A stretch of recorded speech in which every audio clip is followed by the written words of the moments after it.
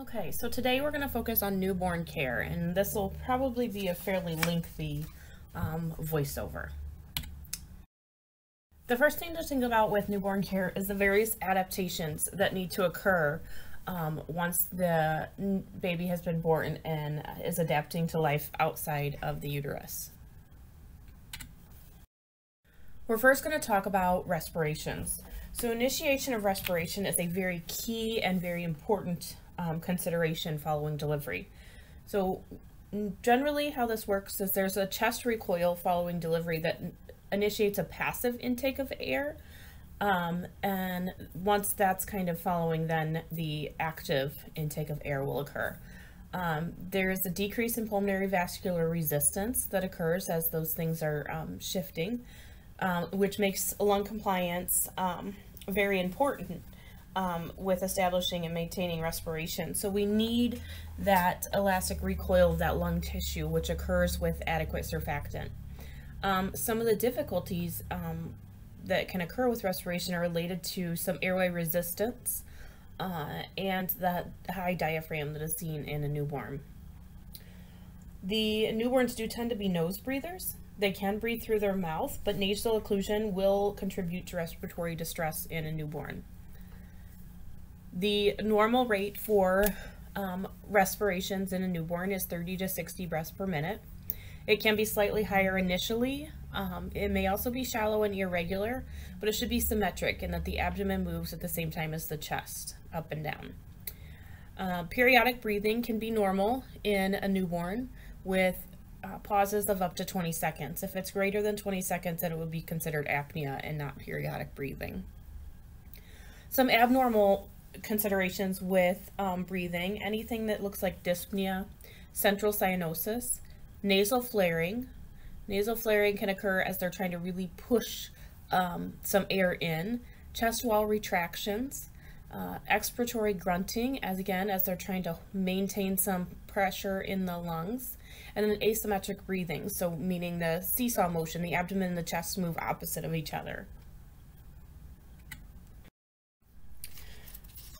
In the cardiovascular system, there's several key adaptations from that fetal circulation to newborn circulation. This image highlights several of those, and on the next slide I'm going to talk about some of those key adaptations. So initially we see increased systemic vascular resistance and decreased pulmonary vascular resistance. So where those things were a little different in the fetal circulation, now they need to change in order for the blood to flow in a newborn manner. Some other things that are going to happen is a closure of the ductus venosus, a closure of the foramen ovale, and a closure of the ductus arteriosus. The pressure changes, that first thing, those occur as soon as the first breath is taken.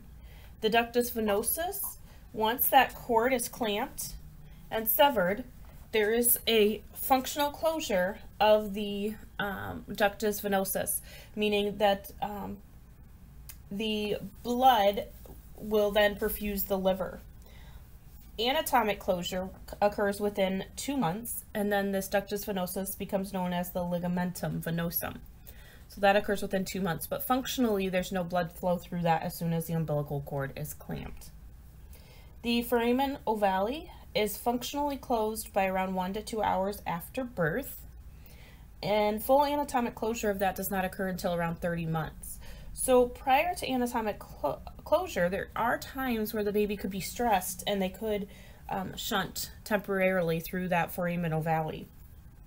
Things like crying or cold stress could cause some shunting and some mixing of blood through that.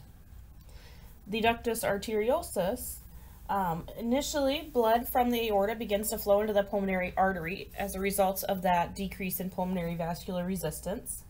So that increase in PO2 then constricts the ductus arteriosus, resulting in a functional closure by around 18 hours after delivery and anatomic closure within 2 to 3 weeks after birth.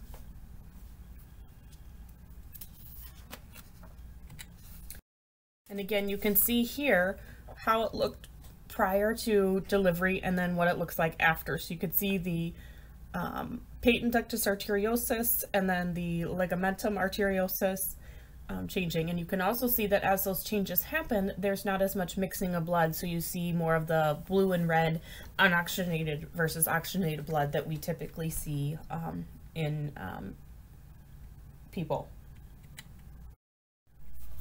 Some cardiac changes to think about as far as assessment pieces. So the resting heart rate should be around 110 to 160, which was the same as what we saw for fetal heart rate. It may be lower in deep sleep or higher in active states. Again, pretty common. Blood pressure will rise initially and drop by 3 hours. Will rise and plateau around 4 to 6 days. And the values vary quite a bit by gestational age and weight. So when you're looking at blood pressure in a newborn, you're really comparing it to a chart versus knowing a single standard norm. Heart murmurs. 90% of heart murmurs are transient. So if we think back to that functional closure, for many of those things, the functional closure didn't occur until several hours or even up to 18 hours after delivery. So you may hear some turbulent blood flow in the meantime. And so 90% of heart murmurs that we hear in a very early newborn are transient. And as those things, those fetal adaptations close, you should no longer hear them. However, we do want to follow up on any heart murmurs to ensure that it's not something more serious that is being missed. PDA or PFO are those two most common things that might contribute to a heart murmur. So that's a patent ductus arteriosus or patent foramen ovale that would have, if those have not closed adequately, we might hear a heart murmur with those. Temperature regulation is very important in newborns. There's some of the concerns is that heat transfer from organs to skin is greater. There's less sub-Q fat and a large body surface area to weight ratio. If the environmental temperature is lower than the neutral thermal environment, we're going to talk about this, the infant's going to increase oxygen use and metabolism. So they will have some respiratory distress and they will become hypoglycemic if they are in a colder environment than what they need. So to warm, if they're too warm, that can also result in some distress. So if you look at this image on this slide, you see that low peak in the yellow, which is the neutral thermal zone. So this neutral thermal zone, during that low part, you can see that the metabolic rate and the oxygen use is at its lowest. So the demands are not very high when that infant is in that neutral thermal zone. As they start to get a little bit colder and we go towards that green, that metabolic rate and oxygen use begins to go up. And then it continues to go up until it's decreasing in body temperature. So initially they're going to try to maintain, but it's by using more oxygen and more of that metabolic rate is going to also increase. You see the same thing as they start to increase. If they're becoming overheated, they begin to increase in their metabolic rate and their oxygen use. So it's really, really important to maintain that neutral thermal environment where they're not needing to increase their metabolism or oxygen use to stay warm. How do infants produce heat? So infants are rarely seen shivering. So that is not their primary mechanism, where it might be a mechanism as they get a little bit older and as an adult, but it is not the most common mechanism for heat production in an infant. So non-shivering thermogenesis is the primary mechanism of heat production, and that is done by metabolism of the brown adipose tissue. So that brown adipose tissue that was starting to appear during pregnancy, around 26 to 30 weeks gestation, and it continues to increase until shortly after birth. If an infant is routinely cold stressed, they will burn through that brown adipose tissue quicker, and they're also not going to have an adequate amount of brown adipose tissue if they were small for gestational age or had any intrauterine growth restrictions. So those infants are going to have an even harder time keeping themselves warm. And for heat loss, just a refresher of some of the things that you're going to be talking about. You'll be doing thermoregulation and process right around this time, so that should be a refresher for you. Several other considerations and adjustments. So oxygen transportation. So there is a difference in fetal hemoglobin to adult hemoglobin. And so the transition will occur after delivery as the fetal hemoglobin begins to decrease and the adult hemoglobin replaces that. So the oxygen saturation may be higher in the newborn, but less oxygen is available to the tissues as a result of this transition between those hemoglobins. The fetal hemoglobin levels decrease gradually, which could have some physiologic anemia. And there may also be some nucleated red blood cells present if lab work was done, and that would be a normal transition.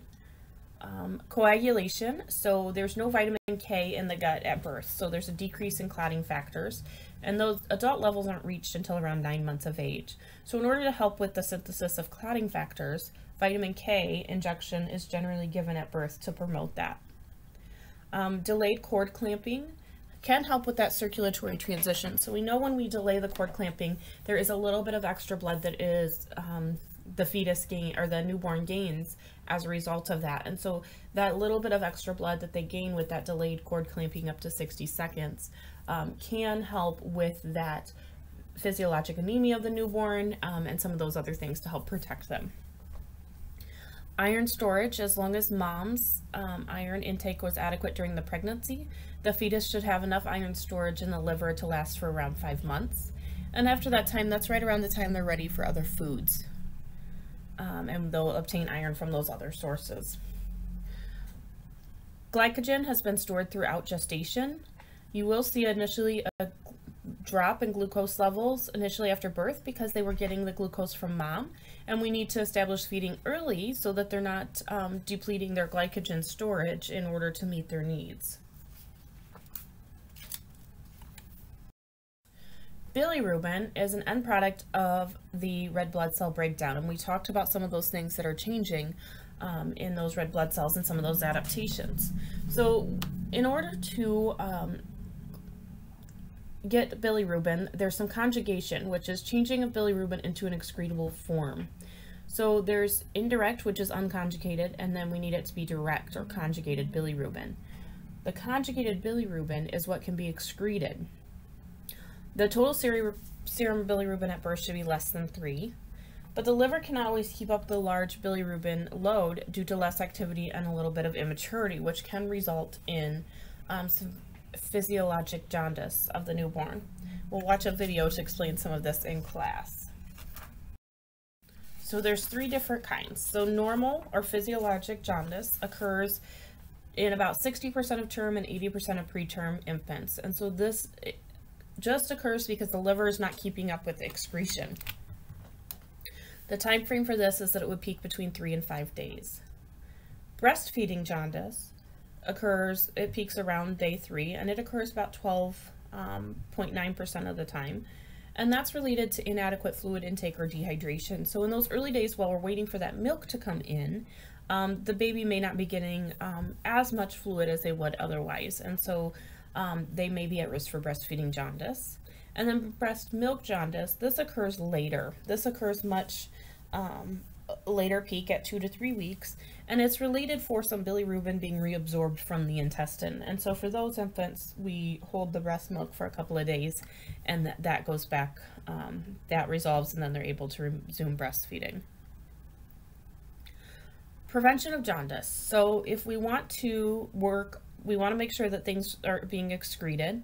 And so we're going to encourage early feeding and monitoring those stools, so that because colostrum has a laxative effect and it helps to excrete the bilirubin, so we want to ensure that bilirubin is being excreted from the bowels, and then also to ensure that we're maintaining a normal temperature, because if baby gets cold, their oxygen demands increase, their metabolism increases, that liver may not perfuse as much, and so that's going to increase some of that risk for jaundice. All right, so some other gastrointestinal adaptations. Infants cannot really digest starches until around 6 months of age. And so that's that time frame when, the liver has gone through the iron storage, and now we're needing to start getting some other foods. And so it actually works out really, really well that at around 6 months is when they have the enzymes to be able to digest those other foods. And so the timeline works out really, really well. Other consideration is we do know that fat in breast milk is easier to digest and absorb than compared to fat in cow's milk. The gut is sterile at birth, as evidenced by that lack of vitamin K, and then it's gradually colonized. The salivary glands are immature, and again, as those mature, it's around 6 months, and that's when they start producing some of those enzymes. So the very first enzyme to break down food occurs in the mouth as those salivary glands mix secretions with the food as it's intaked. The stomach is very, very small. They may have some regurgitation that's kind of normal due to an immature sphincter. And they need about 120 calories per kilogram per day for adequate growth. So in the first 5 to 10 days, we expect the intake is going to be inadequate. Their stomach is small. They are just figuring out how to eat. We're waiting on the breast milk to come in. And so 5 to 10% weight loss is normal in the newborn. What we do anticipate is that that birth weight has been regained by 2 weeks after delivery. And so we monitor it in that way. We look to see how much weight has been lost and are they on track to regain in an appropriate manner. The bowel movements start with meconium, which is sticky and black. That's what's been building up while the infant was in the womb. There's really no smell, but it does help to get things moving. And then as you see around 2 to 6 days after birth, there becomes to be a mixture or transition stool. And then after 6 days, it goes to a yellow, green, or brown stool that's more standard. In the urinary tract, the kidney function, the nephrons mature at around 34-36 weeks gestation. So any infant born after that time frame will have mature nephrons. The fluid and electrolyte regulation is now going to be done by the kidneys after birth, where the placenta was doing that before birth. They do have the ability to dilute urine, but not concentrate urine, which can be, the inability to concentrate urine can result in some insensible water loss if they are having low intake, and so that can create some risk for dehydration. Urinary function, 90% of infants will void in the first 24 hours after delivery. We do become concerned and want to do some double checking if there is no void within 48 hours. You'll see about 2 to 6 voids daily for the first couple of days, and that gradually increases to anywhere from 5 to 25 voids per day following. You must document voiding to ensure that that's happened on a timely manner. Pseudomenstruation can be seen in female infants with some spotting due to withdrawal of maternal hormones, and so you may see some spotting, and that would be a normal adaptation as well. Immunologic adaptation. So there is some immature functioning of the immune system. Fever is not a reliable indicator of infection in a newborn, so you must monitor some other components. The things that are functioning, IgG has been transferred from the mother, so there is some passive immunity, and this is the only immune globulin that crosses the placenta. Most of this is transferred in the 3rd trimester, so premature infants do not have adequate levels. There may be some immunity to viruses and bacteria that was also passed from mom, and they do have the ability to produce an immune response to vaccinations. Although we don't give most vaccinations until 2 months, hepatitis B is started in the hospital. Limitations. IgM, which is synthesized by the fetus, starts at around 30 weeks, increases more rapidly after birth. There are higher levels if the infant was exposed to an infection in utero. And then IgA production starts around 4 weeks after birth. However, the infants can get a good amount of IgA from the colostrum that they're drinking after delivery.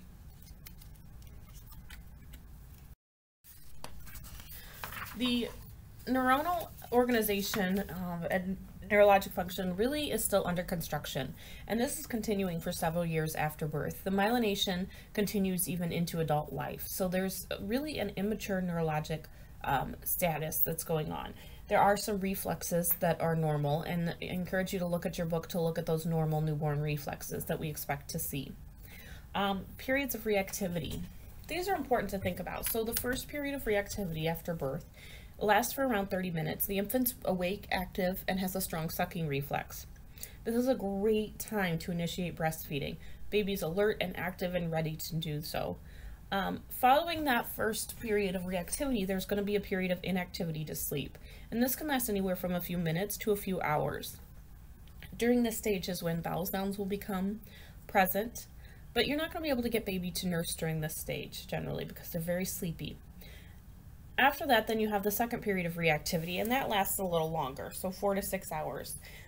This would be a common time for the first stool and bowel movement, and if feeding was not initiated in that first period of reactivity, definitely a good time to initiate it during this second period of reactivity. Newborns, right from the get-go, have some sleep and alert states that vary from deep quiet sleep or active light sleep to various alert states that include drowsy, quiet alert, active alert, or crying. There are some sensory functions that newborns have right off the get-go. For vision, they do prefer a human face or shiny objects, and they do have the ability to track and follow near objects at term. They prefer human to non-human sounds, and they do have acute hearing immediately after birth. Olfactory, they can differentiate mom's smell within the first week. Taste and sucking, they can have a distinction between sweet and sour by 3 days of age, and they will suckle sugar. Rooting reflex when they're hungry, and they do have some need for non-nutritive sucking as a self-quieting activity. For tactile or touch, they are sensitive to touch, and they do prefer swaddling as a soothing method.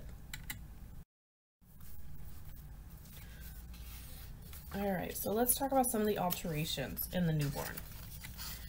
Several key contributing risk factors that put newborns at risk for alterations. Low socioeconomic status of the mom, limited healthcare access, and environmental exposures, pre-existing maternal conditions, maternal age impairity, or any pregnancy-related complications. All of these things may contribute to some risk factors in the infant. So it's important to note what would be called preterm, term, or post-term. So preterm is an infant born less than 37 weeks.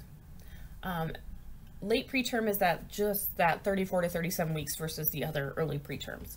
Term is anywhere from completion of 37 weeks to 41 and 6/7 weeks, and then post-term would be considered greater than 42 weeks gestation.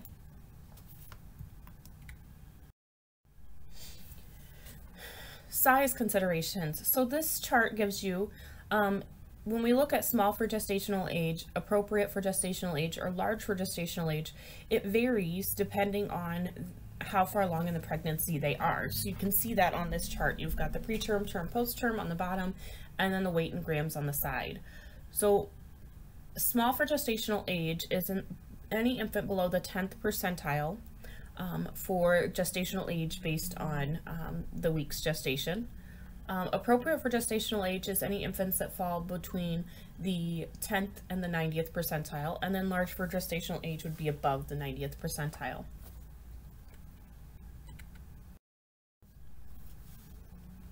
So what are some of the concerns based on some of the various alterations that can occur? So a small for gestational age infant, or very small for gestational age, could be an infant that had some intrauterine growth restriction. As such, they may not have the same amount of glycogen stores. They're going to be at risk for hypoglycemia. They're at risk for cold stress because they don't have an adequate amount of brown adipose tissue. And they're also at risk for hyperbilirubinemia as a result of these things.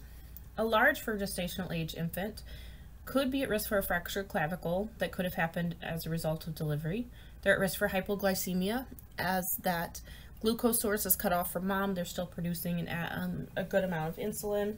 They may tend to drop their glucose level. The IDM, or infant of diabetic mother, is also at risk for hypoglycemia for some of those same reasons. They're at risk for hyperbilirubinemia and respiratory distress because although they may be big, that infant of a diabetic mother is likely to have an immature liver and an immature respiratory system. Post-term infants are at risk for hypoglycemia and hypothermia. Prenatal substance abuse. These infants are going to go through withdrawals, so they may likely have some IUGR, so they'll also have some risk factors related to that. But then as a result of the removal of the substance, they may also be at risk for seizures and irritability. Congenital heart disease we're going to talk about here in the near future on a different PowerPoint. Metabolic disorders. These are screened at birth, but they're not usually diagnosed in the hospital. So all infants will get a newborn screening done that is mandated by the state for certain metabolic conditions. These are completed in the hospital, and the results are sent to the pediatrician for follow-up and review of the results. So there's many alterations, concerns that can relate to the respiratory system. So we're going to focus on those here on this slide. So asphyxia, it means that they were asphyxiated at the time of delivery. So these infants may require some resuscitation, and we're going to be monitoring their cardiopulmonary status. They may also end up in the NICU. Some risk factors that increase the risk of asphyxia include any fetal or maternal conditions that decreased oxygenation or placental sufficiency. Some of the things that we're going to think about if we need to resuscitate a brand new newborn. Some of the initial steps are going to include drying, positioning, suctioning, and stimulation, administration of oxygen, a pulse ox, positive pressure ventilation, chest compressions, epinephrine or Narcan. And so doing those as needed, right? We may not need all of them. RDS. So RDS is respiratory distress syndrome. Respiratory distress syndrome is different than just saying they have respiratory distress. This is a syndrome that is specifically related to low amounts of surfactant. And so these infants are having trouble keeping that airway open, those alveoli in between each breath. And so this might be related to premature infants or infants who did not produce an adequate amount of surfactant, such as that infant of a diabetic mother. Some of the complications, so because those alveoli are collapsing and must be re-expanded with each breath, there's some hypoxia, and there's also a risk for respiratory or metabolic acidosis. Some of the things we might do for an infant with RDS is we may give those steroids before if we know that delivery is imminent. We can also give a surfactant replacement. So this would be done through an endotracheal tube. It would be done by the provider, but the nurse would be assisting with this procedure. And so they give a surfactant replacement. A certain amount will go into each lung. So the infant will be intubated, turned to one side, give half the medication so it can go into one lung, turn to the other side, give the other medication so it can go into the other lung. So the nurse would assist the provider during that procedure. There may be a need for some ventilation assistance or oxygen as well. So TTN. TTN is transient tachypnea of the newborn. And this is different than RDS. So transient tachypnea of the newborn is not related to surfactant. This is related to late clearing of the airways. And so it means there's still some extra fluid. So that fluid that was normal in those airways during the pregnancy now is failing to clear in a proper manner afterwards. And so this starts anywhere from 1 to 6 hours after birth and subsides on its own in 24 to 48 hours. Infants that might be at risk for this are infants that maybe a C-section, where that squeeze didn't happen to help clear out some of those airways. A precipitous delivery, where they weren't squeezed very well during that delivery because it happened so fast. So there's a few different reasons, but it's really related to that fluid in the airways and not related to surfactant. Meconium aspiration. This means that they moved their bowels while they were in utero and they have aspirated some of that meconium stool. As they aspirate that meconium, what begins to happen then is it traps air in the alveoli. Those alveoli then may rupture, and so these infants are very, very sick. They're going to need small, quick breaths via the ventilator, really quiet room to decrease those O2 demands. They may need some TPN because their O2 saturation might be low, and so there might be some shunting going on. So these are going to be very, very sick infants. That's why it's important to note what that fluid looked like beforehand. Cold stress. So cold stress is a huge alteration that we worry about, and cold stress will also result in hypoglycemia and respiratory distress. So many of these things go hand in hand in a newborn. So the biggest thing with cold stress is prevention, keeping baby warm. Hypoglycemia and an infant, to note that hypoglycemia is considered less than 45, and we prevent this by feeding early. Polycythemia is another risk, and so that could have these infants could have a high hemoglobin, and so we'll be monitoring for some symptoms as a result of that. I want to back up and talk a little bit more about hypoglycemia. So what kind of symptoms would we see in a newborn who's hypoglycemic? And there's a few key things. We would see some sleepiness, poor feeding, hypothermia, cyanosis potentially, respiratory distress, tremors, a high-pitched cry or shrill cry as opposed to a lusty, regular newborn cry, and possibly an exaggerated Moro reflex.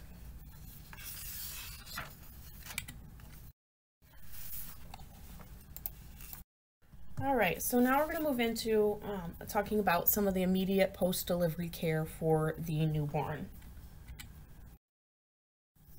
So initial care is suctioning of the mouth and nose, drying the infant, and providing some warmth, so in the form of skin to skin. And both of those things are to work towards decreasing the risk of some cold stress. Clamping the cord, scoring for APGAR, and then security and ID. So these are really the key things that we need to provide right away at delivery. Noting also any skin discoloration, any presence or absence of vernix lanugo, doing a set of vitals, and then ensuring that the umbilical cord is clamped appropriately. That clamp will come off after about 24 hours. And again, remembering that that delayed clamping, waiting 30 to 60 seconds, allows for an increased blood volume to baby. So the APGAR score is used just as a way of looking back and saying, how did the infant adapt to life outside the uterus right at delivery? And so infants are scored at 1 minute and at 5 minutes. So the APGAR score really is just a reflection on how they adjusted to that transition, not a guideline to how we resuscitate or do not, because we're not going to wait till 1 minute to decide what we want to do if the infant is having some trouble. But if we have an infant and we see that at 1 minute they scored 8 and at 5 minutes they scored 10, we can see that they probably transitioned really, really well after delivery. And so one of the things to look at is we look at activity, we look at the pulse, we look at reflex irritability. So what do they do when you flex the extremities? We look at appearance or skin color, and then respirations. So when we think about skin color, this would be the one area that more commonly loses a point. So often the body will pink up, but those extremities haven't pinked up yet, even sometimes at 5 minutes. And so they may still have some bluish tinge to their hands and feet. And that's the most common scoring decrease that we see on an infant. Respiratory distress. So monitoring for this, because this is such an important factor in infants. And so there's an acronym that you can monitor for, and we're looking for wet frog. So wet frog represents the various things that would be present that might indicate respiratory distress. Wheezing, effort that's increased, tachypnea, flaring, so nasal flaring, retractions of the chest wall, oxygenation is decreased, and grunting, so that expiratory grunt, because they're trying to keep those airways open. What are some of the further assessments we're going to be doing on the infant? So there's some timing of assessment. So that initial assessment that we just talked about, looking really, is there a need for resuscitation or interventions right now? Later on, after that initial assessment, at some point later, we'll do a second assessment. And this is looking at a full physical exam to estimate gestational age, as well as adaptation to extrauterine life. And that's performed by the nurse as well. And then at some point prior to discharge of the infant, they will have a full assessment by the provider as well. So how do we determine gestational age? So this is based on physical and neurologic development, and it is highlighted in your book, and you can look through that, and we're also going to work on this in class. So gestational age is usually determined ideally within 12 hours of birth, and is looking at a variety of factors to complete a Ballard score. The other thing that we do when we look at gestational age is also determine the size for gestational age, whether it's SGA, AGA, or LGA based on that chart.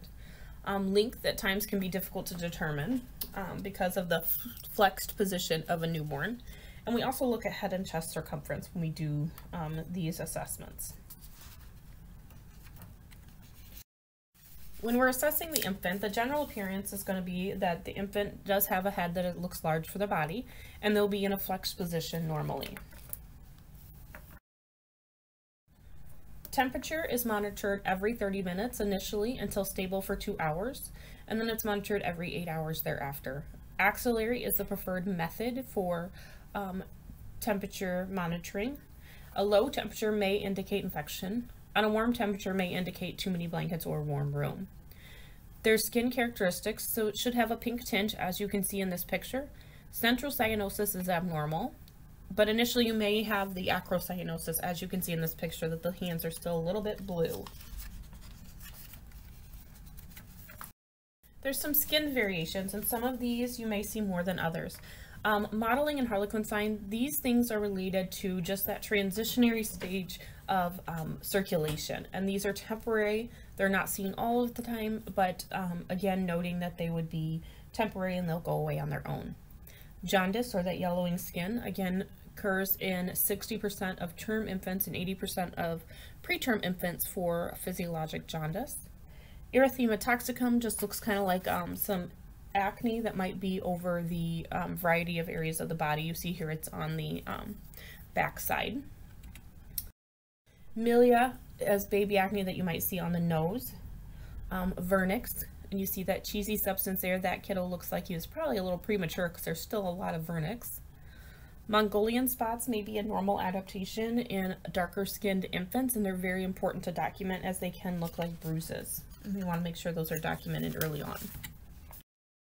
There's various types of birthmarks that you might see: stork bites, port wine stains, or strawberry marks. Strawberry marks do continue to grow after birth and should start to shrink after reaching their full size around 1 to 3 months. Many of these will fade, not all, and some will be more noticeable when they're crying and things like that. And these are just a few. You'll see there's many other types of birthmarks that are potential. So assessment of the head. Likely we're going to see some molding unless they were breech or had a C-section without labor. The fontanelle should be palpable. The anterior fontanelle will close within 18 months, while the posterior fontanelle closes within 8 to 12 weeks, so much, much sooner. When we're assessing the fontanelles, if the baby is crying or pushing to have a bowel movement, we may notice some temporary swelling that decreases once they stop crying or pushing. It could bulge and stay bulged with increased intracranial pressure, such as somebody with like hydrocephalus, or would be sunken with dehydration. So it does give us a lot of information by assessing those fontanelles. There's a couple different types of other things we might see with the head: a cephalohematoma versus a caput cystitum. So the cephalohematoma is picture B here on the slide, and the caput is picture A. So the thing to note between these is one is just fluid, edema with fluid, and the other is actually a collection of blood, a hematoma. And so these can occur for a variety of reasons with delivery. Sometimes use of vacuum or forceps may increase that. But what you see is the cephalohematoma does not pass the sagittal suture. So it's going to be only on one side because it's where the blood vessels have ruptured. On the other hand, the caput, in the top picture, the edema will cross that sagittal suture line. And so that's really a differentiation, because looking at them, they're very hard to tell. They're both going to feel soft and squishy. They're both going to be a swelling. But the cephalohematoma, because it's a collection of blood that then will all begin to be reabsorbed and then processed by the body within a given period of time, does increase the risk for jaundice. And so noting whether it crosses that sagittal suture tells you whether there's an increased risk for jaundice as a result of that swelling. And these don't occur in all infants. Again, they're just something that you might see.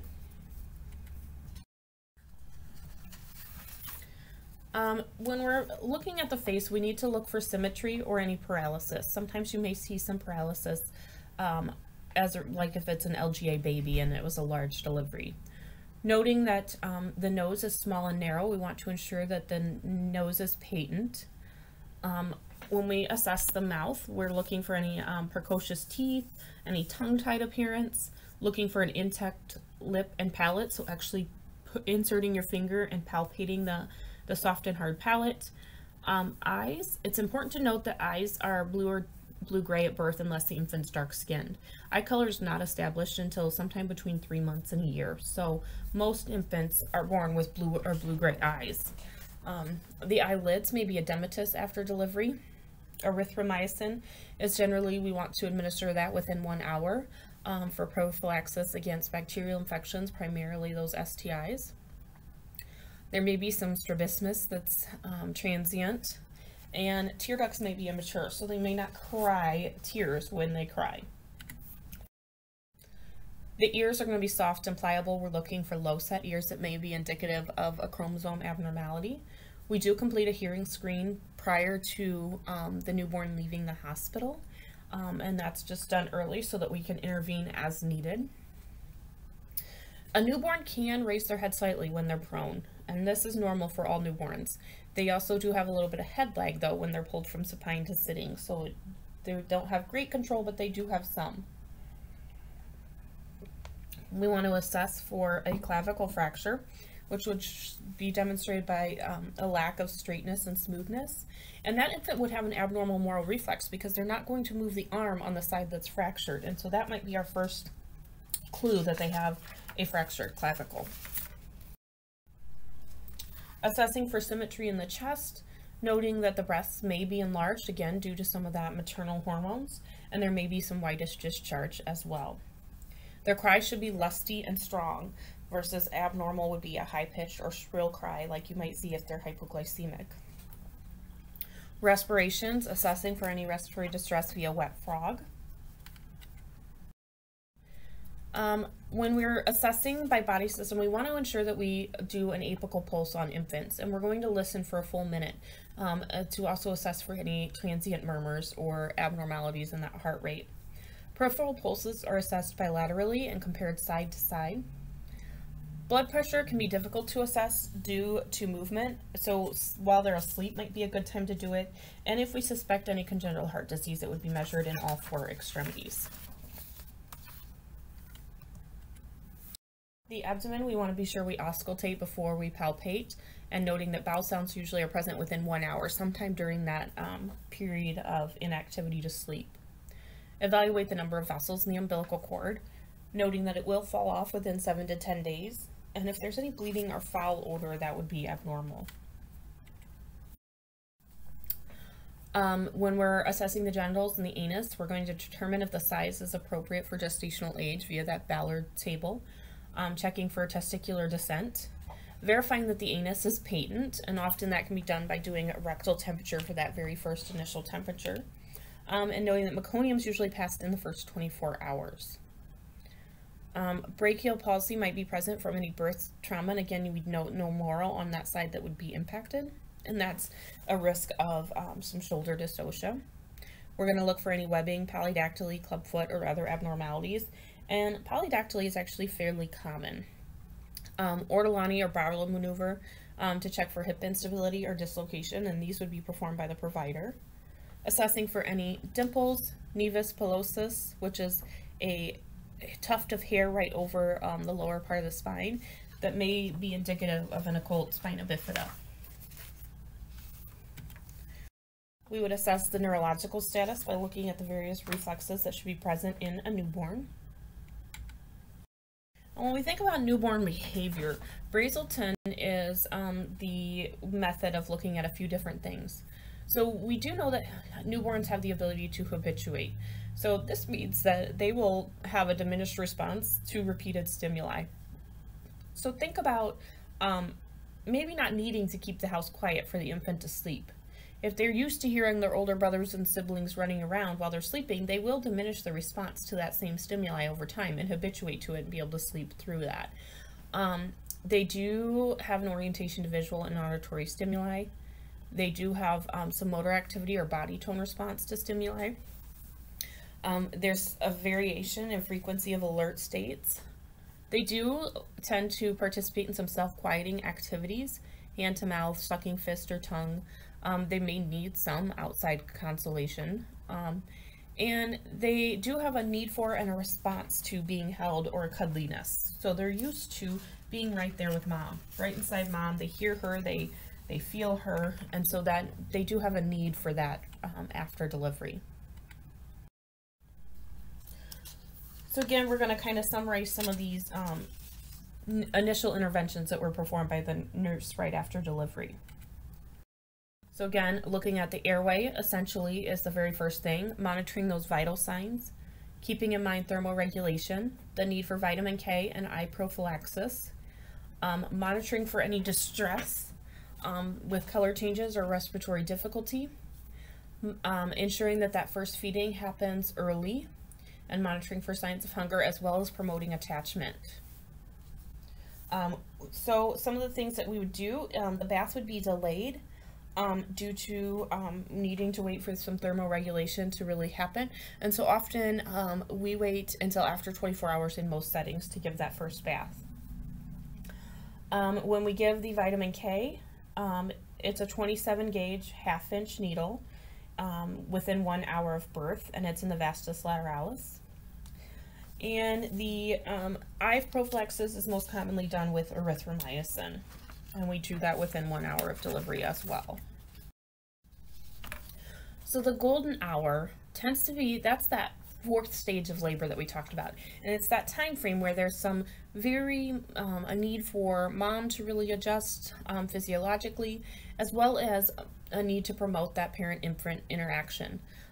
Working on attachment, working on bonding, working on early feeding, so avoiding overstimulation of the infant. And so many hospitals who practice this golden hour policy actually will not let any visitors come in during that time frame so that they can work on that bonding.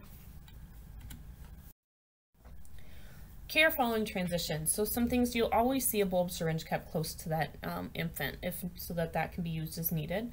Continual monitoring of the cardiopulmonary status, maintenance of the neutral thermal environment, monitoring that intake and output, monitoring for fatigue, skin integrity, looking at safety, and then monitoring that bilirubin. When you're thinking about suctioning, remember that babies are obligate nasal breathers. So if you suction the nose first, you can trigger a gas, which will cause them to aspirate any contents not cleared from the oral cavity. And so you always want to suction the mouth first and then the nose. Circumcision is a common procedure that we see done here in the United States. So we do have to think about the process and care for the infants before or after a circumcision. So recommendations, the American Pediatric Association does not recommend routine circumcision and does state that it is a parental decision. It is a surgical procedure, and we need to think about care of the newly circumcised infant. And so during the procedure, you're really thinking about pain. So infants are often given a lidocaine, so a local anesthetic to assist with the pain, and you may be giving them some sugar water or something along that line as well during. The procedure can be done with a couple of different ways, and you see both here. You can see the bottom picture there's a little plastic device with a string that's still on, and then the top one you see a metal clamp being used. And so the key aftercare, so if we see the Plastibell, as you see in that bottom picture, really you're just monitoring diaper changes, looking for any abnormal bleeding, and noting that as that string, the skin that's above that string, as that dies off, that device will fall off once it's ready to, and it will be healed. The Gomco clamp or Mogen clamp, the metal devices that you might see like in the top picture, those, once they've done that, there's nothing left on the infant. And so the care with those is really to ensure that nothing is going to stick to that incision. And so for those infants, you're going to be using some Vaseline on some gauze with each diaper change and putting that right on the head of the penis so that it is, the diaper does not stick. So discharge teaching, there's going to be several things you're going to go over with parents. Suctioning, swaddling, sleep and activity, so safe sleep and tummy time. You're going to review the purple cry, immunization records, and then there's 3 newborn screenings that are done on all newborns before they leave the hospital. So the universal newborn screening, which was the one that looked for metabolic disorders, that's always done on every newborn. A critical congenital heart disease screening, that we see the algorithm here to the left on this slide. And so it's looking at the pulse ox on the right hand and foot after 24 hours to detect any possibility of a congenital heart disease that's been missed. And this is very, very important. And then also the hearing screening that's done on all newborns. So the critical congenital heart disease, when we talk about congenital heart disorders, we're going to discuss this one again. Crib safety, so monitoring for safety and what's safe or unsafe for sleeping considerations. And I think you guys can all agree that this picture is not safe for a variety of reasons.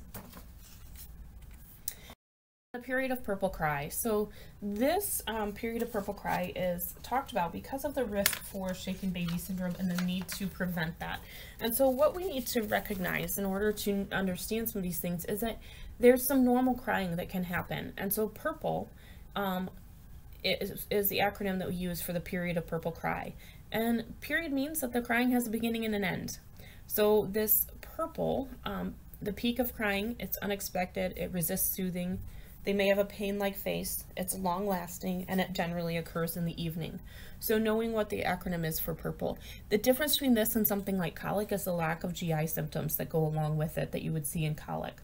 So what happens generally in shaken baby is a frustration because we can't seem to soothe the infant. And so then shaken baby syndrome can result out of frustration and oftentimes and is very, very deadly. And so we really want to educate on this purple cry so that parents have the ability to understand they can take some time to just pause and think about it and maybe leave baby alone for a couple of minutes to cry. And again, we're going to talk a little bit more about this in class. Thank you for listening today.